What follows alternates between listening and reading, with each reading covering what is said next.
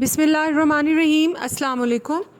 محرم 4 عظمت والے مہینوں میں سے ہے۔ محرم کا مہینہ ان 4 مہینوں میں سے ہے جن کو اللہ تعالیٰ نے اشہر حرم یعنی حرمت والے مہینے قرار دیا ہے۔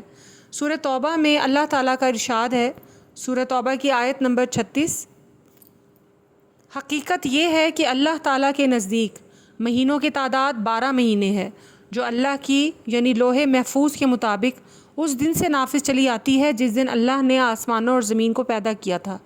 ان 12 مہینوں میں سے 4 مہینے حرمت والے مہینے ہیں۔ اس کی تفصیل حضرت ابوبکر کی روایت میں اس طرح آئی ہے کہ جناب رسول اللہ صلی اللہ علیہ وآلہ وسلم نے فرمایا کہ بے شک زمانہ پھر اپنی پہلی اسی حیت پر آ گیا ہے جس پر اللہ تعالیٰ نے آسمان و زمین کو پیدا کیا تھا۔ سال 12 مہینے کا ہوتا ہے، ان میں سے 4 حرمت والے مہینے ہیں، 3 تو لگاتار یعنی ذی-القعدہ، ذی الحج و محرم، اور چوتھا رجب مضر جو جمادی الاخرہ اور شعبان کے درمیان میں پڑتا ہے۔